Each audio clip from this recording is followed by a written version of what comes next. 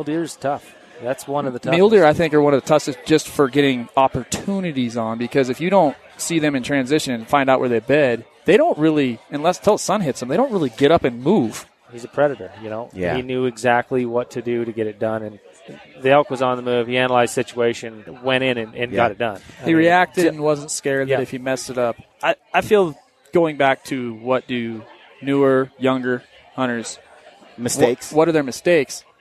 I think a lot of it is indecision. Yeah. Make Right. a decision and stick with your first decision. And usually when I go with that first gut instinct, it's the right one. Rate it, you know. It's like, what percentage of stock is that? You know, is that a 10% chance of success? How do you know how to do that? Time in the field again, like Time what in he the was field. saying. It's time in the field. It's about to get crazy. It's about to go down. It's about to get crazy. It's gonna be loud. This is our house. We do what we wanna. We'll build the roof up. Everybody's coming. It's about to get crazy. It's about to go down. It's about to go down. You are listening to the Gritty Podcast, where we talk about all things gritty. Life is not easy. Life isn't fair. It never was, and it never will be. A good life takes grit, because the best things in life come from hard work, sacrifice, resolve, determination, and perseverance. Because grit means never quitting. It means coming back time and time again until you succeed. So on this show, we talk hunting, we talk outdoors, we talk conservation, we talk family and life. We talk fitness, and we talk strength of body, strength of mind, and strength of character. Prioritize who you are and who you want to be. Get gritty, because life isn't fair, and a little grit can make all the difference. That's good. You ready? Okay. Yeah. We're going to do all the things. Ooh, look at that. 127-yard shot. Nailed it twice. That was fun. Now you're just showing off. That was fun. I was me and Ted Wells were the only guys out of 15 that hit that. Remember that? Yep. The last 127? Yep, the target that you blew up your last arrow on. He shot on one arrow yesterday, 17 targets. Yeah. Before he went quiver 0. Oof. It was fun. Yeah. We had a blast. I shot well. I just made some mental errors early where I hit the rebar in the target, in the shoulder on that lion. And then at that moment, I grabbed my second arrow and loaded it and didn't raise the launcher on my bow. I was just so eager to shoot it launch. again. Yeah. And I shot one into the dirt, and I was like panic stricken. Kind of defeating. Wait a minute. What's going on here? And then I kind of pieced it together, because a few people were like, yeah, I thought it looked weird coming out of your bow like that. One of the guys, cameraman, was like, I was watching it, and I thought, Mom, his bow must be like that. So, because he did not, the rest did not engage. Yep. Right. So just boom. So that was rough. But then it was really. Then I did fine. Yeah. After that, you kind of created your own worst enemy. Next time I'm going to go here with one arrow, because I concentrate really well. You concentrated so well. Yeah, I was actually extremely impressed. Way to go. Yeah, I think it'll help form some good habits. Right. And then if you screw it up, then you deserve to go home early. You know, it's sort of like the consequences, the natural consequences. All right, folks, welcome to the Gritty Podcast. We are here in Big Sky, Montana, at the Total Archery Challenge, and we are joined by Brandon Vandyken, who's been on before. You were at the Western Hunt Expo. Yes. And we talked about something a little controversial, which was that goat hunt I did. You came and watched the premiere of the goat hunt film, and it took a few arrows to kill my goat. And so we talked a little bit about that. It was a good show. Yeah. Did you get much feedback on that? For the most part, it was positive. Yeah, me too. People were happy to hear that somebody would actually say what they're thinking about it instead of just the negative criticism on it. So, yeah, it's always a touchy situation because you're trying to present hunting in a good light, but at the same time, you're trying to be as honest and and truthful as possible about how it's happening. And sometimes those things collide because people don't want to see that it took more than one arrow to finish an animal, or that you got to put something out of its misery after you've. Not every shot's a hard shot. Yeah.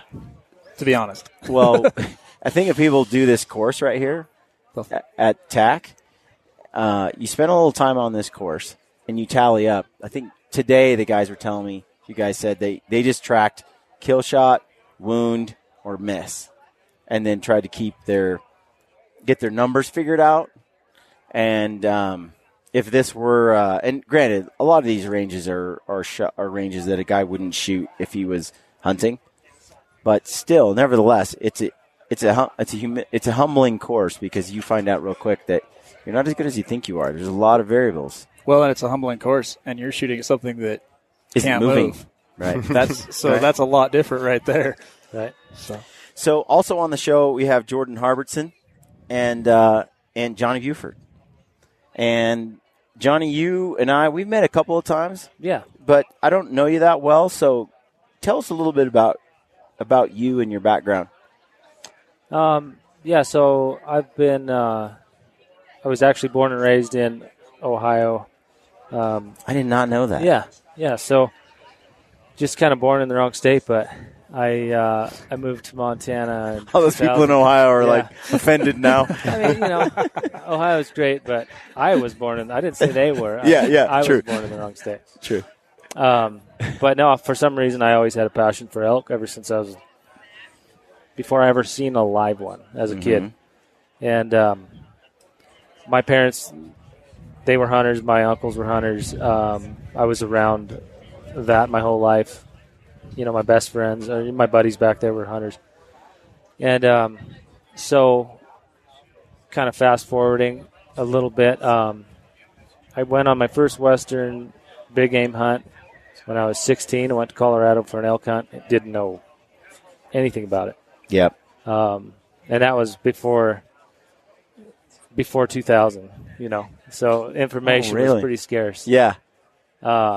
And so I still have some of the calls I bought for that hunt, but went out there, got our butts kicked, went out with a couple buddies, but was hooked, seen an elk, and that was awesome. And then went on a backcountry hunt in Idaho like 2 years later.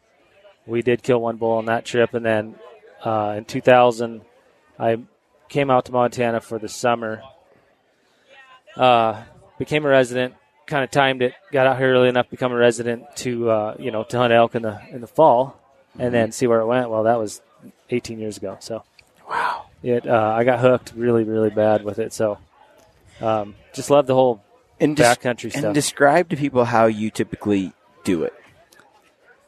Well, it's always evolving. It's where my wife and I both spend a lot of time hunting, and it's like, you look back in the last 10 years even, and it's like what you did then and what you do now is like night and day different. It's so different. Way different, yeah. And it's, we're evolving, but the animals are too, I feel like.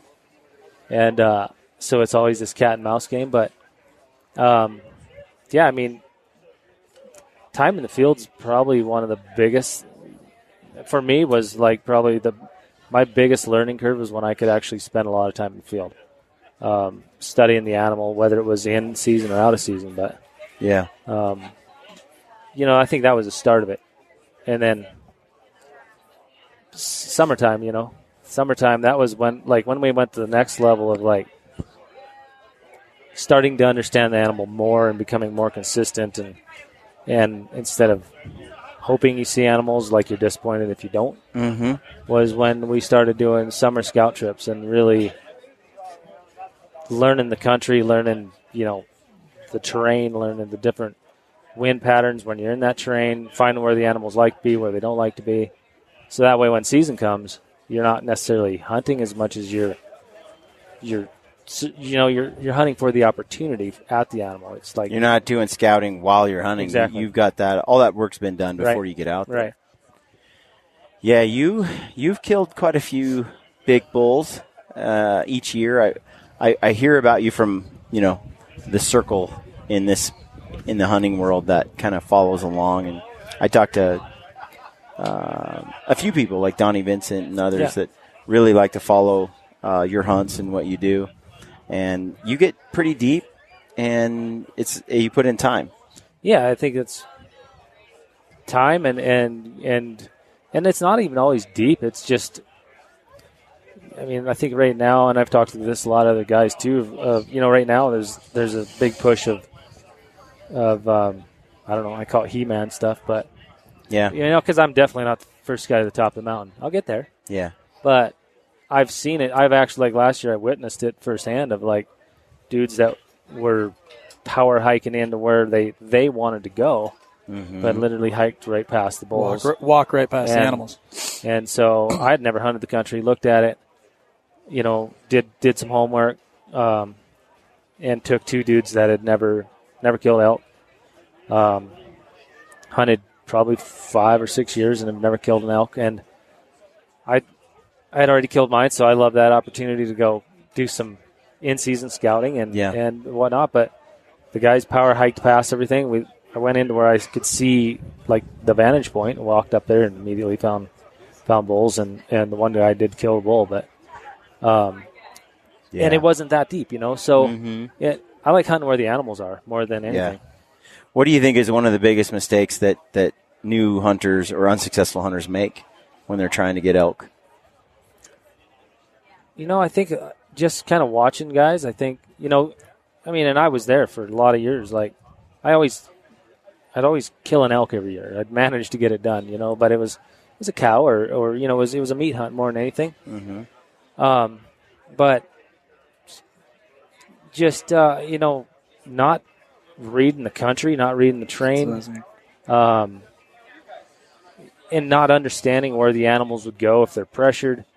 Where they wanted to be for, food, water, and protection. I mean, so it's not that difficult. Yeah. It's just trying to figure out, honestly, I think it's figuring out where the other guys are. Yeah. Especially public land stuff. I totally agree with what he's saying we've all had that buddy that's taken us into his spot, and you're going in, and you're going by, you're looking at the country you're going through, and you're like, we're in elk country. There should be elk here. Yeah. And they keep going. And to what he just said, I think it's totally biggest mistake. And you want to talk spot and stock, same thing. Biggest mistake I see is people not reading the geography of the land right for where the animals should be and where they're going to want to go if they get pressured, if you bump them at all, where their exit corridor is, and knowing what they're going to do after you've pressured them a little bit if you aren't successful on that first attempt. Right. I think that truly is the hardest thing that even I'm still like learning every time. Like he was saying, every time you go out, whether it's a good hunt, you're successful in your first attempt, or if you mess up, at looking at the hunt and saying, okay, what did I do right there?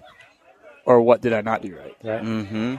Right. So I think that I've hunted with a lot of guys. Like Aaron and I did a long time ago. We did a podcast on hunting partners, and one of them was like the Prefontaine or the guy that I forget now, but that would just hike to the top without looking left or right or anything. They're just their destination. Head down, get to the top, and no matter it's not they're blowing everything out on the way there, and I think that's pretty common if for guys that are in shape. We just did a hike this morning, and it's like the people that are slower, that are falling behind, they're seeing wildlife. Right. And the people up front don't see any wildlife, So I think it's pretty easy for that to happen. But Brandon, I also think back to what you were saying, Johnny, the being in the field, time in the field, I think is priceless. The more time you can get out there, because sometimes you just need enough of the variables to come together to create that perfect amount of luck and hard work coming together. Right.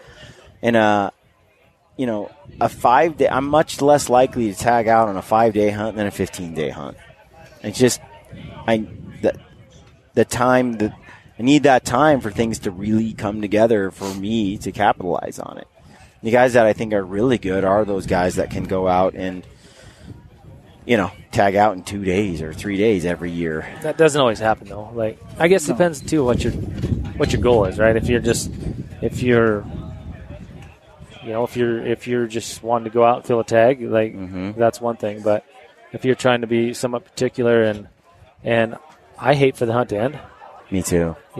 And I mean, to me, it's like, and anymore, it's like I feel so much. I mean, I'm saddened when I finally do kill the bull. Because after, and I'm sure you guys can speak to it too, but after you've killed enough of them, it's like, I respect elk. It's like definitely my number one animal that I respect, and it's my passion animal. But it's like they are so magnificent, and like when you finally, like the bull I killed last year. I mean, I stared at him for probably a full minute, just like, do I want to do it? Yeah. And I mean, he's just standing there broadside, perfect, like a 3D target. I have been accused by Jordan Harberson of being the picky bowman. Oh yeah, because I don't want to shoot. I don't want my hunt to end yet, and that bull isn't worth for me at that stage taking and ending my hunt, especially when there's 4 or 5 days left. Right. But I'm hunting with others who are like, as soon as we get this done, we can go. And I'm the opposite, going, I want to hunt till the last day on the last hour and then shoot something. Yeah. Yeah, I find that like in that situation's unique. I only called him that once, and it was because we were in we called it the whitetail hunting of elk here in Montana. Was that over Dillon last year? That was over that area. Yeah, area, and it was whitetail hunting for elk. That's were where we sat over alfalfa. Oh, nice. And let 500 ahead come down. That's And so when you spoke to, I think everybody's different in how they approach a hunt. For me, I went into that hunt. We knew we had a week. And I said, I'm shooting for opportunity. I want a good mature bull. And so the very first bull that gave me an opportunity, I took my shot and was successful. That's perfect. And for Brian's like, well, I have opportunity, but I know how much opportunity is here. Mm-hmm. And I want to continue to see it out and through to the end to see what opportunities are available, because he had good mature bulls coming in, but he could see some greater. I killed a bull 3 days earlier in Colorado. Yeah. That was the one that you and Aaron had gone on in Colorado. And so Brian went into the hunt saying, I've had success. I've got my freezer full. And so I kind of want to see if I have the opportunity to take a much more mature bull. And this was private land. And to be honest, we floated this canal in this little raft. Yes, we did a little elk ops to the back. And then we crept up, and I've hunted some Arizona units. My uncle is a guide in Arizona, and I've seen, a few hundred head coming together and clashing and fighting. But I'd never seen this many elk all in one place. It was the first week of October, and it was the peak of the rut with these bulls. They were breaking antlers, they were fighting each other, and they were making sounds that honestly I had never heard before. Right. And these elk sounds were fascinating to me. And just the raw power, the glunking and the charging and the fighting and the behavior. We had a little hay bale blind and a little tree stand on a telephone pole in the middle of this alfalfa field. And look, I wanted to sit there all day, every day and just film elk. I didn't care if I shot anything. Yep. I mean, I wanted to, but I wasn't motivated to. I wanted to see their behavior. I wanted to watch what might happen next. And I was waiting for that big bull to come near me, and I was doing some Instagram live stuff, showing people like the elk out, and I'm getting lots of pressure from people saying, shoot it, like. And then some people were very angry with me because I didn't shoot elk, and I'm like, that's my decision. Yeah, but to your point, you recognize that you, like you just said, you're in a totally different situation from what you normally hunt elk in. You recognize the situation, and you knew that you could go out and do what he did and just be done. This was Jordan's first elk, so he didn't care. So that's it's a totally different situation too. You just killed a bull. Mm-hmm. He'd never killed a bull. You recognize the situation. You're like, with a bow. We're in a target with a bow. Sorry, yes. This is a target-rich environment. I'm going to have more opportunities. Yeah. Or you go sit in the back of the truck with Aaron and Casey and make smart aleck marks. I watched the whole thing. It was pretty funny. We hit top live on Instagram. We were trying we were having some fun. It was pretty funny to watch. We were doing the commentary like you're watching a football game. Brian has no idea. It was a weird hunt. Nothing just- like I'd ever experienced before from the fact that it was private, from the amount of elk that were there, and from the engagement we were having with just publishing it live for the world to see. It's so different than when I'm backcountry by myself with one other person, no iPhone. But really, and there's you're no just- difference in how you recognize your situation and what Johnny was talking about earlier of watching guys go flying in through perfect country and not hunting it, him recognizing, like, I can kill a bull a mile from the truck, not 6 miles from the truck. You were in a situation where you're like, I can kill a bull, but I don't have to kill it on the first day. Yeah. I don't have to kill it on the second day. It's the same recognizing the situation you're hunting in. I like what you said earlier about just your appreciation for the opportunity as they come, whether it's slow and steady, you're going to get to the end of that hunt, whether it's the beginning or end, however many days you have. And, like Brian, we're using a unique situation that people know from watching Brian and Mountain Ops what that hunt was and what it became. But I like what you said, and I also like what Brian said when you talked about Johnny, knowing so well and so much about the animal and all your experience and time in the field. Yep. It's that time that gives you opportunity. And I find that the hunts that I've gone on where it needed more time, it's almost like right at the end of the hunt is when you've figured out the animal, their patterns, what they're doing, and how you need to approach it, right. and then it's time to go home. Right. And so that being able to spend the time that you do in the backcountry or in the areas that you hunt gives you that much more of an edge because you spent that time that others are only spending when they are hunting. You're spending pre-hunting.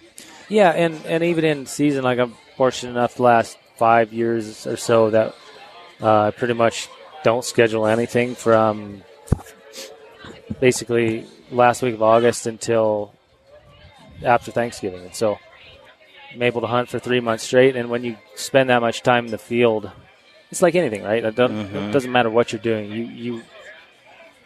You will get better.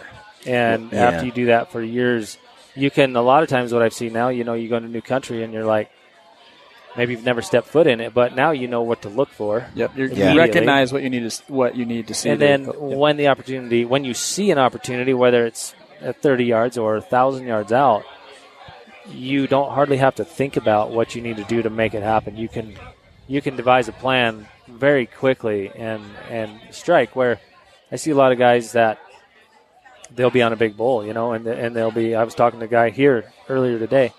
And that guy ended up killing this bull. But there was a big bull that several guys had seen, and these guys and the guy that I know, he's like, I told them guys, go kill him. Mm-hmm. And I mean, we're talking a world-class kind of bull, and them guys were on that bull for a week, and they were on him every day and looking at him and glassing him, but they never struck. They never struck. Mm-hmm.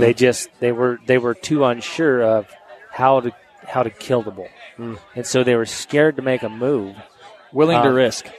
Or right. unwilling to risk it. Right. Yeah. And so finally they left. They got frustrated. It didn't just happen, which it's rare that it just happens. Yeah. And this other guy, he went in. First day after the left, he called. He said, you guys, what happened? They said, we're frustrated. He goes, okay, I'm going to go hunt him. First day, he went in and killed the bull. Yeah. And over 400-inch bull. What do you think was the difference then? Well, this guy that I'm talking about is, he's put same deal, put a ton of time in over the years, and he's a predator. He knew exactly what to do to get it done, and when he basically on the move. The elk was on the move. He analyzed the situation and just went in and got it done. He reacted and wasn't scared that if he messed it up. And that's because it's not over. It's not over. Like they're not going to just. Usually, they're not going to disappear into thin air. Yeah, you should be able to turn them up again. It might take a couple days. It could, yeah. But I feel going back to what do newer, younger hunters mistakes? What are their mistakes? I think a lot of it is indecision. Yeah. Make a decision and stick with your first decision because 99% on my own personal, looking back to the years, most of the time when I've messed up, I second guess myself on what and went against my first instinct. Yep. And it ended up being the wrong decision. Whereas if I had done, and usually when I go with that first gut instinct, it's the right one. I also think that it's not just in hunting, it's in life in general. If you're with someone who's decisive, they seem to be able to also, like, kill animals. If you're with someone who really was like, what should I do? Right. And looks for someone to tell them what to do and isn't a decision maker, I think they struggle when it comes to hunting. Because at some point, you're going to hit a point in every stalk, in every hunt, that you hit that crossroads where, okay, now it's time to roll the dice, right? Gamble. It's a gamble, and you might screw this up. And if you're afraid to do the gamble, you never get to the success. Right. Because at some point, you have to roll the dice. You'll never find out. Yeah, if you don't try, you will never find out. Right. Sometimes you need to run. Sometimes you need to crawl. And sometimes you got to make that decision. I mean, 2 drastic decisions in a split second. Like, it just depends on the situation. But I think you're right. It's like, make a decision. Like, you're not going to always do the right thing, but not making a decision and just sitting back, scared to do something is. That's a guarantee for failure. Yeah. It is. Yeah. I could talk to Corey failure. Jacobson about calling elk and stuff, and he's like, I get calls from guys will be in the woods, and they'll be like, dude, I'm trying to, he's not coming, like live in the moment, and asking him what to do next. And it's like, I don't know. There's so many variables. Just make a decision. Try something. Try something. Yeah. Try something. But it's scary when it's in life, like if you're going to leap, take a chance on a new job or all that stuff. It's the same deal. Yeah. It's the same deal. My brother started working for me about a month ago, and he sits down and we're working in the office together, and he's like, okay, what do I do now? And should I do this? And I'm going to do this. And he's always asking me, what's next? And I'm like, I don't know. Make a decision. Yeah. Like, here are the goals. Make it happen. Like, I don't care how you do it. Just do it. And forcing him to make choices. And, like, yeah, you might fail. You might do something that that's not my style or that I don't want to see done. But I'd rather see him succeed or attempt and fail and go through that process than be someone that sits back and absolutely requires someone to tell him what to do every step of the way. Yeah, absolutely. I think some of the best hunting partners you can have in life are proactive. To the point that all 3 of you are bringing up, as I'm looking back on people who I have hunted with, it's people who were kind of almost reactive, that you're almost like pulling them along, and it's like together you need to make decisions together and be in sync, and you're both usually proactive in those situations and making gut decisions. To like Brandon's point of like at the point of a decision needs to be made, a decision's made and both are in sync, and okay, I'm going to go forward. You're going to keep calling, get behind me, and bring him in, and we're going to set up this way, or hey, we need to run, right? Or hey, you know what, we probably should chill, and so I think in life, and I've seen even in business, the people that I get along the most with are those who are proactive. I have a hard time getting along with or working with people who are reactive, because it's not that they couldn't become proactive. Sometimes, like in Brian's or Brent's situation, he's leaning on you because he's new to something, he's trying to find something. But what I've found, like Trevor Farnes, who's my business partner, when we started Mountain Ops, had never gone a day in his life hunting, except for one pheasant hunt that he had gone on, and that was it. And so here's Casey and I. We'd grown up with Dad, and we've hunted a lot, and we've learned a lot from Dad. And Casey went like to your guys' level of hunting and learned so much and became so experienced. And I started to come along the way. And what I saw that I really loved about Trevor is Trevor at the beginning was like, Casey and Jordan, teach me everything and show me everything. And we kind of didn't have time to. Yeah. And so what did Trevor do? Figured it out. He took the initiative and he started doing it on his own. Now he's teaching his kids. And as we went out together, he became more experienced and more proactive, that he became more synced with us, and we had some great hunts and success together. So I just love what you guys are saying, and that's just kind of what popped into my head is just I love people that are proactive, that make decisions, because at the end of the day, you're going to have to make one. You can't not. You either charge forward or you retreat. And I don't like to retreat. Yeah. So Same way. Let's talk about spot and stalk, because I have an I have an Eastern Plains, Colorado mule deer hunt, and it's just going to be open country. And I've hunted Alberta a few times, and I know how I do it there, but I'm curious. I haven't hunted Montana, and I'm not sure how it might be different. Pressure maybe is a little different. I'm not sure. But what are some of the things that you do, like style? Like, how do you approach a spot and stalk open country hunt? I'd honestly, to be 100%, it's basically the same as what he was talking about earlier about reading, knowing where the animals should be. But in this case, you're going to be looking at the area you're hunting. And, yes, pressure does affect this a little bit because we have places when you've hunted antelope where they've seen 4 or 5 guys get out of a vehicle right off the road and the antelope are, gone, where you have to park out of sight of them. So pressure does affect that a little bit as far as that goes. But I'd say the biggest thing is being able to read the topography of the land and be able to visually, quickly read what you want to do with a stalk. Yeah. Like know your plan, but also to that being able to, if you get there and you don't have quite the whatever cover, the roll's not as much as you thought or whatever, to be able to adjust to that. Yeah. And that's another thing is like people want their plan. We talked about that last year. We're going through the first plan. We're sticking to the plan. Yeah. Well, in elk hunting, that doesn't always work. You got plan's good, be able to roll with the punches too is another few things. Like not getting frustrated because your plan did not work, the decision you made did not work, but being able to adjust on the fly. I think that's a huge, huge part of it. But I'd say for spot and stock, the number one thing, and like what we're talking about, there's a lot of similarities, is you may have to cover that. He puts his head down. You might have to jump up and run 60 yards before you get back down on your belly, or be willing to take that chance. Take a risk and do different stuff. Right. Like, don't do the same thing over and over and expect that your situation changes. You gotta try it. Like, it's gonna be different every time. And I think the biggest thing is learning to be able to read how stockable that animal really is, and be honest with yourself if it is, or to what I noticed, a lot of people are ultra conservative and nothing's stockable. Yeah. Right. It's there's a lot of similarities. I totally agree. Like anymore, especially with antelope. I remember like the first time I hunted antelope with a bow, it was like guys are like, "Oh, it's so hard, it's almost impossible." But I'm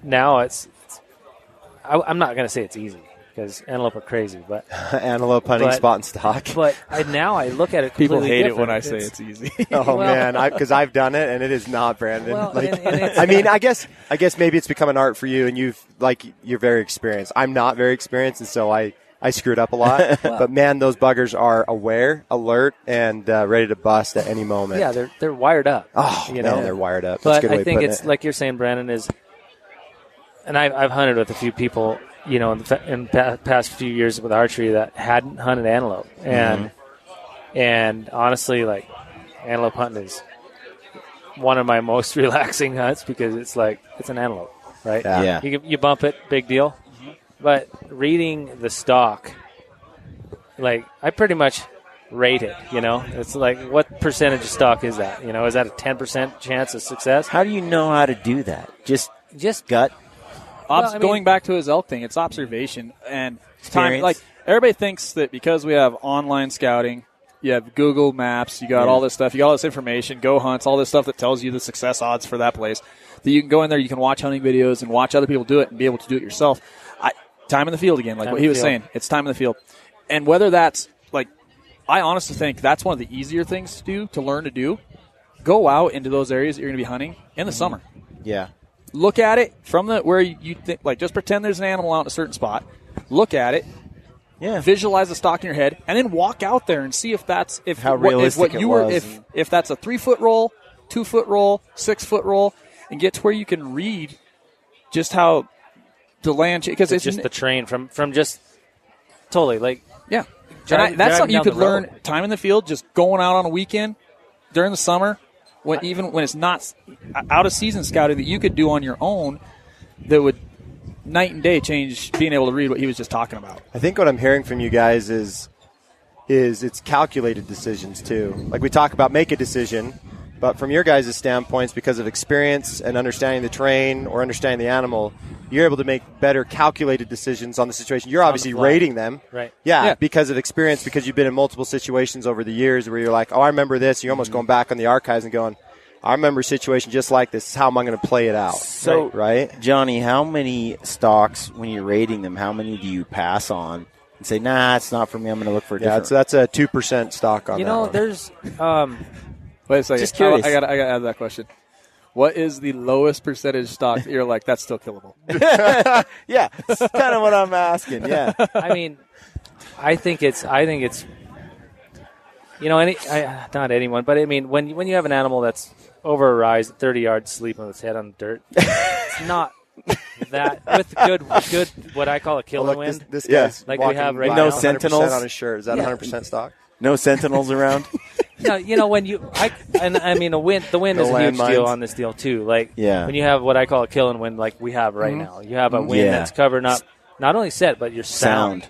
And it messes their visual up. But when you have a stock that last year in Arizona, which is the hardest place I've hunted, desert, I had a 10%er on this buck I've been after for a long time. He's a really, really good deer. And I pulled the stock off. Like, I wish I was like waiting for claps. The stock of a lifetime. Yeah, it was. You took a 10% and turned it into 100%. It was less than 10. It was stupid. And I pulled it off over like an hour and a half. Yeah. And I literally slithered in with no wind and everything to 50 yards, and I completely muffed it up with myself. So I didn't kill the animal, but the stock went perfect. That's what I was going to ask you. Is I think a lot of guys, and I learned this from hunting in Alberta, for mule deer, I think a lot of people look at terrain and they go, can't kill it. And after I spent some time with South Cox, and we did a few shows together, and he was calling what he had this term micro topography. That he's like, if you can learn micro topography, you can look at just a seemingly flat expanse and see a mule deer bedded there, and it seems impossible. But he's like, then you just really look at the micro topography, and over time you start to go, no, there's a fold right there, and there's a little thing here, and it's actually more doable than I thought. And often for me, I get a plan together, and I'm like, well, I know I can get to within 120 yards where that bush is. So it's like I get there, and I spend my time getting to that point, and then it's like, okay, now what? And more often than not, I find I don't need to back out when I get to that situation. There's another opportunity now that I'm in that space. I can see where this could work or that could work. Right. And then, like Brandon, you're saying, I can adapt as I go. Yeah. That way. And what I try to do in that situation is I don't want to just look at that getting within 120 yards. I want to, I know I can get in 120 yards. Mm-hmm. Like he's rating it. So I got a 100% chance of getting in the 120 without busting that animal. Right. But from there, I already want to have like my primary goal for the next stock, and then look at it and say, okay, if that doesn't work, will this direction or this direction work? And have a couple so you don't get there and you're not wasting time trying to figure out now what. Right. I think backing up a little bit, like I think it depends on what species, like for me, what I'm after.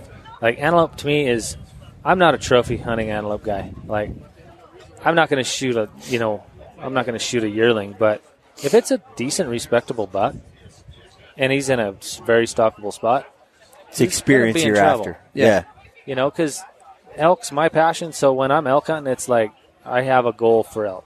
An age class that matters to you. And antelope, I love antelope meat, first of all. I mean, it's phenomenal, and it has a bad rap, but it's I think if it's taken care of, I think it's the best. It is.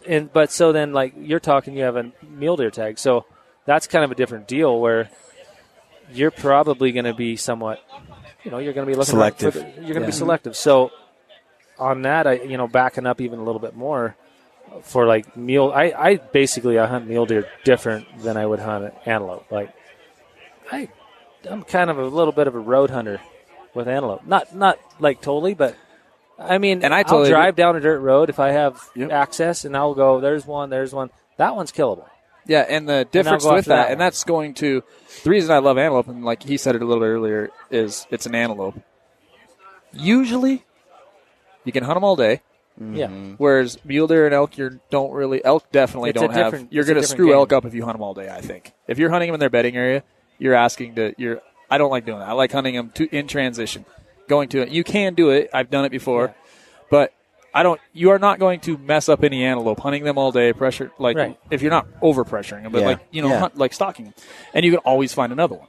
Yeah. So that's your thing. You can find another one. You can get 9 stalks on an antelope in a day, no problem. Where you might have 1 or 2 chances in elk, like if you're hunting them in that way, and mule deer really, unless you watch them bed down. Mule deer is tough. That's one of the toughest. Mule deer, I think, are one of the toughest just for getting opportunities on, because if you don't see them in transition and find out where they bed, they don't really, until the sun hits them, they don't really get up and move again for you to find them.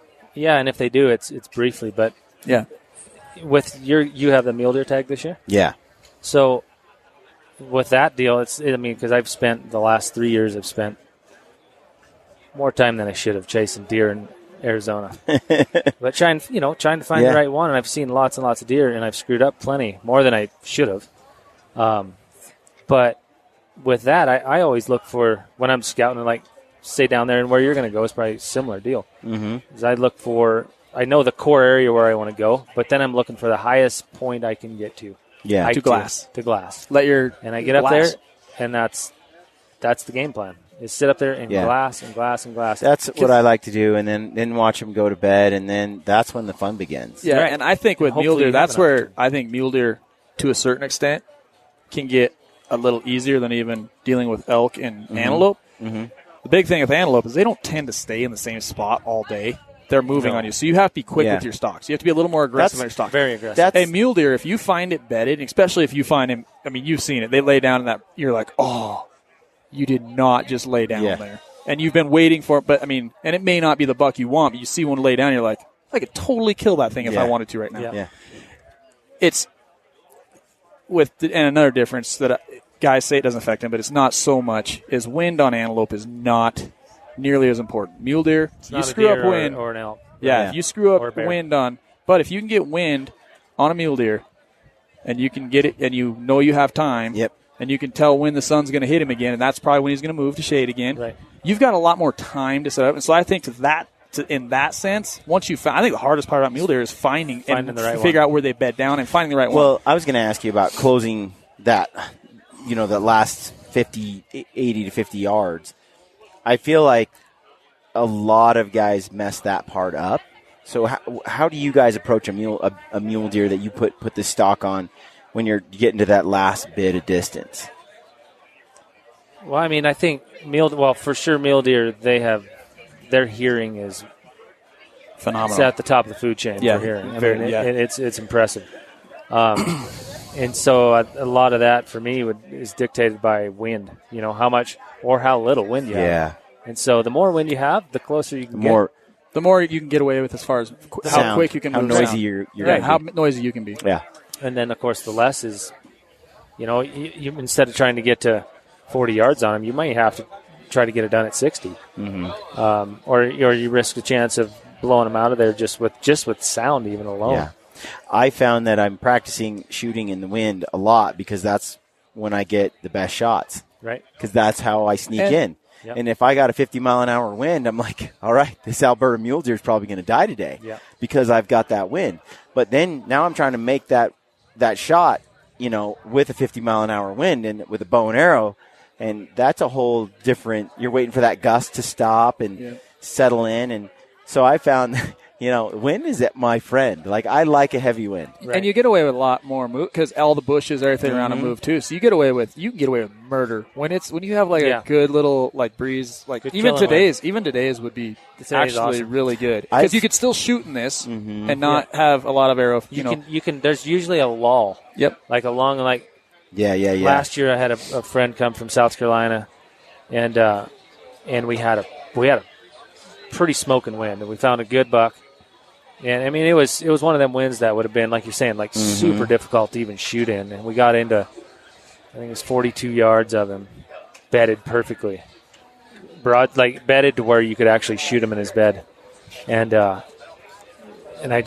was pretty worked up. Yeah. And I was trying to coach him in the area, the whole time, and because we'd have these big gusts that would blow through probably 20 to 30. Yeah. Yeah. And so there was no chance of him smelling us. We had the wind.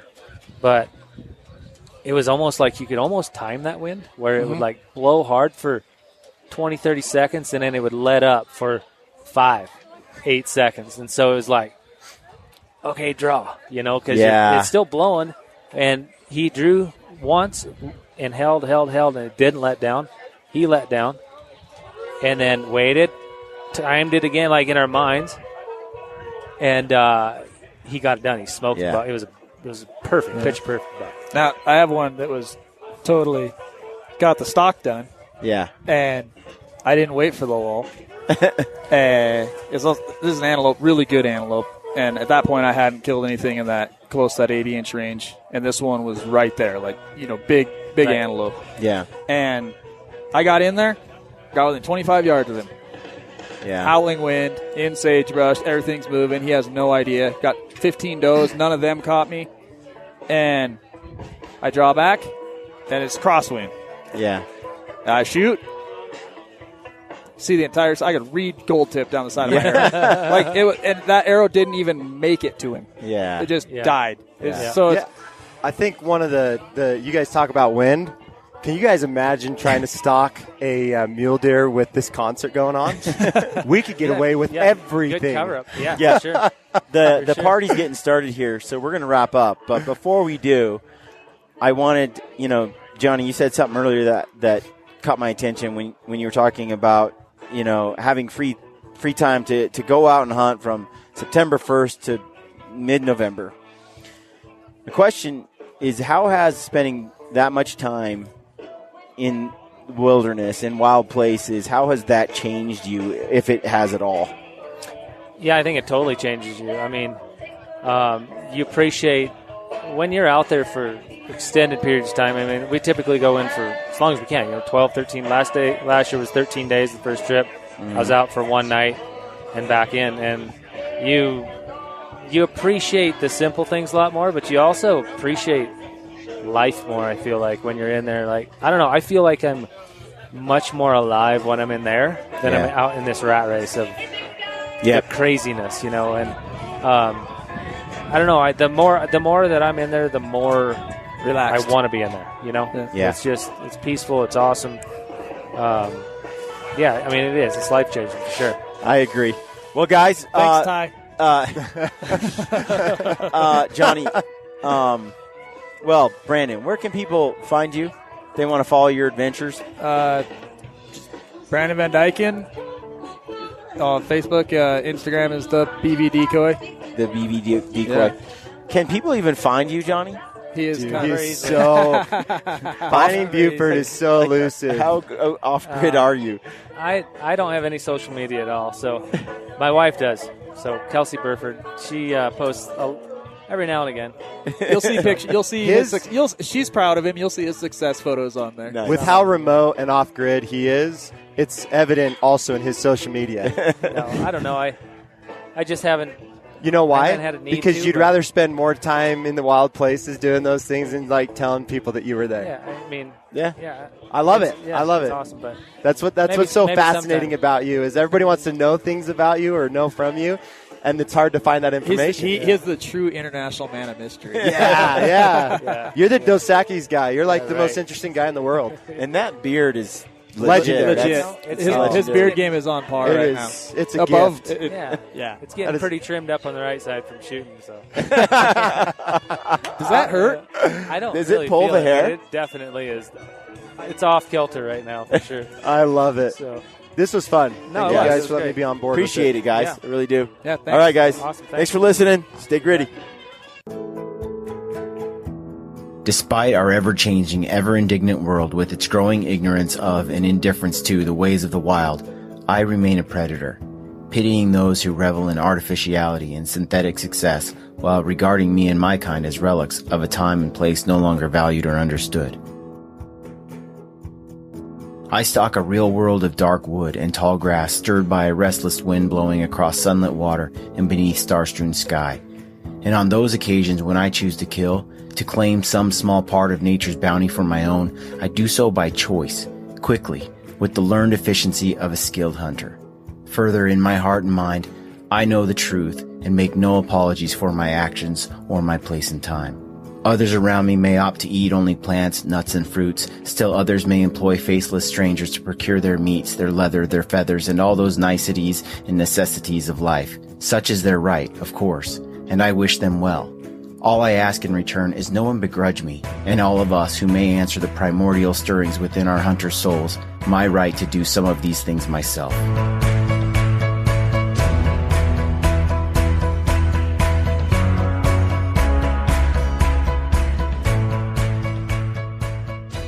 What you just heard is a quote from M.R. James. We truly live in a world that is largely ignorant and indifferent to the ways of the wild. And although some regard us as relics of a time and place no longer valued or understood, we have the opportunity to change the way these people view the hunter and the hunt. We can share our experiences and nature's bounty with those who employ these faceless strangers. And by so doing, we make a difference, not just for ourselves, but for the wild animals in the wild places we care so deeply about. Never stop sharing your passion for hunting and the outdoors. Our wild animals and our wild places depend on it. This is Ty Stubblefield, and you're listening to the Gritty Bowman. Gritty Bowman.